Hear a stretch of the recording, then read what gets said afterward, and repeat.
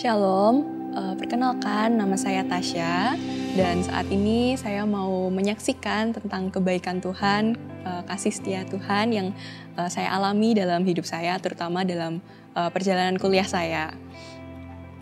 Semuanya berawal ketika tahun 2020, waktu itu mungkin ada saat pertama COVID terjadi, sehingga kelulusan SMA saya dilaksanakan secara online. Dan sembari menanti kelulusan SMA tersebut, saya juga menanti pengumuman apakah saya diterima di salah satu PTN yang telah saya daftar sebelumnya dan di salah satu fakultas kedokteran gigi yang sudah saya cita-citakan sejak lama. Dan puji Tuhan pada April tahun 2020 Tuhan menyatakan kasih setianya dengan diterimanya saya di fakultas yang saya inginkan di salah satu PTN favorit yang ada di kota Jogja. Dan yang membuat saya kagum lebih lagi adalah saya diterima melalui jalur non-tes, yang artinya saya tidak perlu mengikuti ujian masuk dan bersusah payah untuk bertarung dengan lawan-lawan dari siswa-siswa seluruh Indonesia. Itu adalah mujizat yang sangat mengagetkan untuk saya, karena saya juga sebelumnya nggak pernah expect akan diterima semudah itu dengan langkah yang enak sekali kalau dilihat dari teman-teman saya yang lain seperti itu.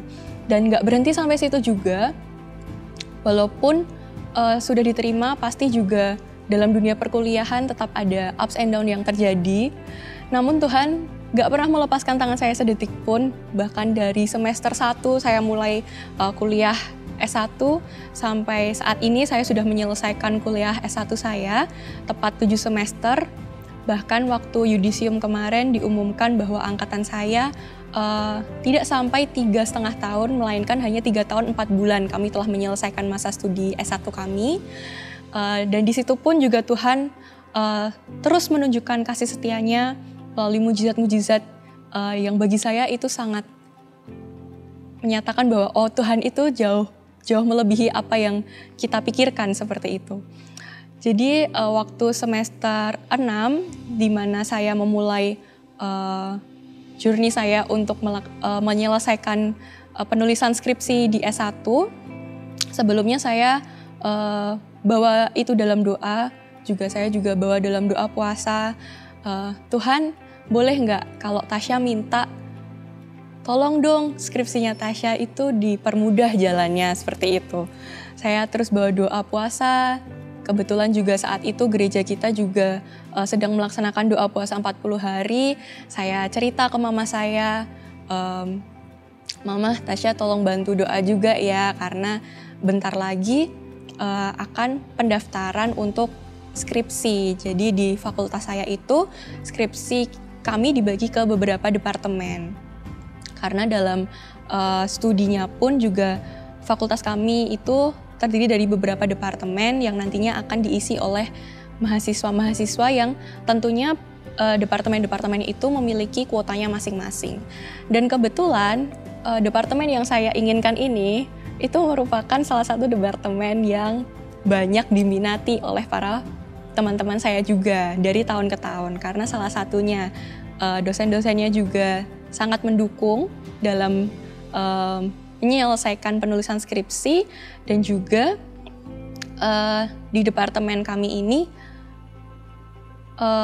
jaminan untuk lulus cepat 3,5 tahun itu ada gitu. Jadi untuk para mahasiswa itu merupakan wow, itu juga menggiurkan gitu ya. Siapa sih yang nggak mau lulus cepat seperti itu kan. Nah, tiba saatnya waktu itu saya nulis outline skripsi dulu untuk syarat sebagai pendaftaran, dan juga di satu sisi itu persiapan KKN, karena semester 6 itu dijadwalkan untuk berangkat KKN di tahun kami. Jadi ya saya bawa doa, Tuhan kalau memang Tuhan yang izinkan untuk masuk ke dalam departemen skripsi ini, ya pasti Tuhan juga yang buka jalannya, dan Tasya juga percaya kalau memang Tuhan yang izinkan Tasya untuk lulus cepat, pasti Tuhan juga yang berikan tempat KKN yang bisalah untuk istilahnya terus Tasya bisa tetap ngerjain skripsi dan menjalani KKN itu secara berdampingan gitu, nggak yang susah atau di tempat yang terpencil seperti itulah istilahnya. Dan puji Tuhannya selama 5 semester Tuhan itu baik sehingga secara apa ya kok? Ulangin deh. Dan puji Tuhannya selama 5 semester berjalan, kasih setia Tuhan terus ada dalam setiap langkah kuliah saya, sehingga nilai saya IPK saya mencukupi untuk saya daftar skripsi melalui jalur prestasi. Nah, perbedaannya lewat jalur prestasi itu nantinya kita bisa memilih dosen atau dokter yang sekiranya kita itu cocok atau yang kita mau atau yang kita inginkan seperti itu. Dan juga alurnya akan lebih didulukan daripada jalur reguler seperti itu. Oke, saya saat itu tetapkan hati, oke Tuhan, walaupun IPK saya mepet dengan persyaratan yang ada, tapi Tuhan tetap mengizinkan saya untuk walaupun mepet, tapi artinya aku tetap dikasih jalan gitu, istilahnya seperti itu. Waktu itu saya ngomong ke mama saya, Mah, tolong doain Tasya ya. Tasya nggak tahu ini bakal keterima apa enggak. Soalnya departemennya juga banyak banget yang pengen masuk ke sini gitu. Tapi mama saya juga terus nggak pernah berhenti nge-support Tasya, nge-support saya dari masih zaman sekolah sampai sekarang udah mau koas. Mama pasti selalu bilang, oke nak, kamu, mama pasti akan selalu berdoa buat kamu, dan mama percaya kamu juga udah berusaha, dan ketika kamu udah berusaha, serahkan sisanya ke Tuhan. Pasti Tuhan akan memberikan hasil yang sesuai kok sama usahamu. Tuhan nggak akan pernah mengecewakan seperti itu. Oke, tiba saatnya deadline pengumpulan outline. Udah saya membuat outline seperti yang udah disyaratkan bagaimana, udah saya kumpulkan, dan ya udah saya bawa doa, Tuhan, Tasya udah berusaha, sisanya Engkau yang mengatur. Dan puji Tuhannya waktu pengumuman saya diterima di departemen yang saya inginkan, dan dengan melalui jalur prestasi juga, sehingga saya boleh memilih dosen mana yang saya inginkan saat itu. Dan lebih baiknya lagi waktu menyelesaikan proses skripsi, saya nggak perlu bingung mikir judul atau saya mau penelitian apa, karena ternyata dokter saya ini dia punya satu judul penelitian yang itu nanti bisa dikerjakan oleh beberapa mahasiswa, di mana penelitian nanti akan dibiayai sepenuhnya, sehingga saya nggak perlu mengeluarkan biaya apapun. Dan nantinya waktu penelitian itu selesai, nanti akan dibuat jurnal sehingga nama-nama mahasiswa yang ikut membantu dalam penelitian ini juga akan dimasukkan sebagai penulis. Seperti itu. Jadi saya cukup amazed karena sebelumnya saya udah bingung kayak aku harus siap apa, aku harus siap biaya seberapa, penelitian itu nggak murah segala macam. Tapi kembali lagi Tuhan itu selalu aja membukakan jalan yang bagi saya itu lebih dari apa yang saya kira seperti itu. Dan gak berhenti di situ aja, semuanya dipermudah, dan puji Tuhan saya juga dapat tempat KKN yang dekat dengan rumah, sehingga untuk pengurusan skripsi, pengurusan laboratorium untuk penelitian saya tetap bisa bolak-balik Jogja untuk mengurus tanpa harus bersusah-susah masalah transportasi atau jarak segala macam. Dan puji Tuhan di bulan November awal, tanggal 9 November saya sudah menyelesaikan sidang saya, dan puji Tuhan juga dengan nilai yang terbaik, yaitu nilai A, yang saya sebelumnya juga nggak pernah pikir itu akan terjadi. Saya bisa dapat nilai dengan nilai yang cukup tinggi, itu semua karena kasih setia anugerah Tuhan. Dan gak berhenti di situ saja saudara, setelah menyelesaikan studi S1, kami harus melaksanakan entry exam atau ujian masuk untuk pendidikan profesi kami atau orang-orang yang biasa tahu koas. Dan koas untuk angkatan saya ini, dokter penanggung jawabnya pun bilang, adik-adik mahasiswa, persiapkan diri kalian, jaga kondisi kalian, karena seleksi yang tahun ini kami adakan akan lebih ketat dari tahun-tahun sebelumnya, karena RSGM sendiri sudah penuh dengan koas-koas, dan tahu sendiri untuk rebutan dental unit sendiri juga susah. Jadi kami pun juga akan membatasi lebih ketat lagi seleksi koasnya dari tahun kemarin. Dan benar saudara, syarat dari seleksinya pun juga diubah. Kalau tahun lalu itu ada 2 seleksi, yaitu ujian tulis dan ujian praktek. Kalau tahun lalu apabila nggak lulus ujian tulis, kami masih bisa untuk ikut ujian praktek. Tapi di tahun ini, kalau kami nggak lulus ujian tulis, kami nggak bisa mengikuti ujian praktek. Yang artinya kami nggak bisa koas periode ini, melainkan harus ikut koas periode selanjutnya. Ya, secara manusia saya takut gitu. Karena untuk di fakultas saya ini, walaupun orang-orang mungkin melihat saya, nggak tahu Tas, kamu tuh pinter, kamu bisa kok. Tapi di fakultas ini banyak juga loh yang lebih pinter dari saya gitu. Maksudnya ya saya di sini cukupan lah, nggak yang malas, nggak yang gimana-gimana. Saya menyebutnya cukupan gitu lah. Dan saya bilang ke papa mama juga kayak, Pak, Mah, kalau semisal Tasya nggak lolos koas periode 1, nggak apa-apa ya gitu. Soalnya Tasya juga nggak yakin sama diri sendiri. Ya Tasya belajar, tapi tahun ini ternyata seleksinya lebih ketat. Saya bilang gitu ke orang tua saya. Dan waktu itu akhirnya selesai yudisium, saya mulai persiapan saya mulai dengan belajar materi-materi apa yang mungkin akan keluar di ujian tulis dan ujian praktek. Dan tiba saatnya ujian yang dilaksanakan tanggal 1 dan tanggal 6 Februari kemarin, saudara. Pada tanggal 1 dilaksanakan ujian tulis terlebih dahulu. Itu posisi keadaan fisik saya nggak fit, karena ya menjelang ujian pasti akan begadang terus-menerus, sehingga ya pasti juga akan sakit. Nggak saya sendiri, teman-teman saya pun juga semuanya pada banyak yang sakit.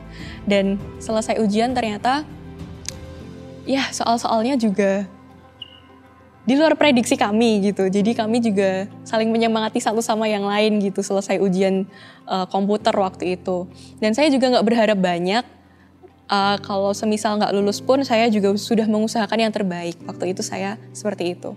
Tapi di awal sebelum saya melaksanakan ujian ini, saya sempat ngobrol sama Tuhan lewat doa, ataupun mungkin waktu saya malam belajar, saya baru istirahat, saya ngobrol sama Tuhan kayak, Tuhan, kalau memang jatahnya Tasya entry exam one shot atau 1 kali percobaan saja Tasya bisa masuk, oke Tuhan, Tasya mau kesaksian. Tasya bilang seperti itu waktu itu. Tapi bukan maksudnya mencobai Tuhan atau apa, tapi Tasya mau lihat apakah Tasya masih selalu disertai, seperti itu. Dan nyatanya Tuhan mendengar doa itu, dan mungkin Tuhan juga ketawa ya dengar Tasya ngomong kayak gitu. Terus setelah selesai ujian tulis, besoknya langsung keluar hasilnya, karena untuk persiapan kami juga ujian praktek di tanggal 6. Dan puji Tuhannya saya lolos ujian tulis tersebut, walaupun ada di ranking yang mendekati bawah, tapi enggak. Ya di tengah-tengah, ranking di tengah-tengah seperti itu, saudara. Dan selanjutnya untuk ujian praktek atau yang biasa anak-anak medika sebut OSCE, saat itu saya takut banget bahkan bisa disebutnya, karena kami nggak tahu apakah mungkin kami sekarang bisa belajar, waktu belajar kami bisa lancar segala macam, tapi kita nggak tahu apa yang bisa kejadian di depan dosen penguji seperti itu kan. Dan waktu itu saya ke gereja hari Minggunya, jadi ujian prakteknya itu ada di hari Selasa, hari Minggu tiba waktunya ibadah, saya ibadah. Waktu itu saya masih di Jogja, jadi saya ibadah di The Star. Dan waktu itu firman yang disampaikan adalah hikmat untuk bekerja. Dan waktu itu saya ingat Ko Agung yang khotbah, dan disebutkan bahwa bagiannya kita itu adalah mengusahakan. Sedangkan nanti hasil akhir segala macam itu udah Tuhan yang ngatur. Tuhan gak akan mungkin menukar berkat kita atau segala macam seperti itu. Dan waktu itu saya akui saya masih takut. Bahkan saya nangis. Waktu doa selesai firman pun saya juga bilang ke Tuhan, Tuhan Tasya takut, Tasya harus gimana gitu. Tapi dengan halus saya tuh seakan kayak dengar, nak, kamu boleh takut, tapi percaya, pasti lulus kok. Saya tuh kayak digituin, saudara. Ya saya cuma bisa nangis, terus oke Tuhan, kalau Tuhan udah ngomong gitu, Tasya percaya pasti Tuhan yang sertai Tasya. Aku cuma bilang gitu. Selesai ibadah, saya pulang. Saya udah janjian belajar lagi dengan teman-teman saya. Kami persiapan segala macam. Tiba saatnya hari H ujian. Dan kebetulan dapat shift 1 alias shift pagi. Di mana jam 7 kami sudah standby di kampus untuk persiapan ujian. Dan ujian berjalan dari jam 8 sampai jam 10. 9 stase kami lewati dengan setiap stase 10 menit. Saya merasa, Tuhan, Tasya gak berharap banyak, tapi kalau memang ini jadi ladang mujizatmu, Tasya percaya Tuhan. Biarkan mujizatmu terjadi, kekuatan Tasya gak seberapa, tapi Tasya percaya kekuatanmu jauh lebih dari itu semua Tuhan. Oke, semua udah selesai dijalani. Saya gak berharap banyak, papa mama juga selesai ujian, telepon menanyakan gimana nih tadi ujiannya. Ya saya bilang ya bisa nggak bisa mah Pak, saya bilang gitu. 9 stase mungkin ya adalah flopnya 2, sisanya Tasya nggak tahu bisa melewati passing grade atau enggak, saya bilang gitu. Dan seminggu kemudian waktu pengumuman dikeluarkan, nama saya ada, saudara-saudara, di pengumuman yang mahasiswa yang dinyatakan lulus dalam OSCE dan CBT dan akan mengikuti koas pada periode 1, nama saya ada di urutan ke-8. Dan puji Tuhan, bukan dengan kuat gagah saya, bukan dengan kemampuan saya tahu betul itu semua karena pertolongan Tuhan. Tuhan yang mampukan dari awal journey ini dimulai, dan saya percaya Tuhan juga yang memampukan sampai nanti akan menjadi dokter dan seterusnya. Mari saudara, kita terus beribadah di gereja keluarga Allah. Kita terus melekatkan diri dengan Tuhan. Jangan kendor dalam pelayanan, tetap terus berdoa, dan Tuhan gak akan berhutang dengan kita. Tuhan akan menggantikan segala jerih lelah kita dengan lebih dari yang kita kira, bahkan apa yang sebelumnya tidak pernah kita bayangkan. Sekian kesaksian dari saya, terima kasih. Tuhan Yesus memberkati.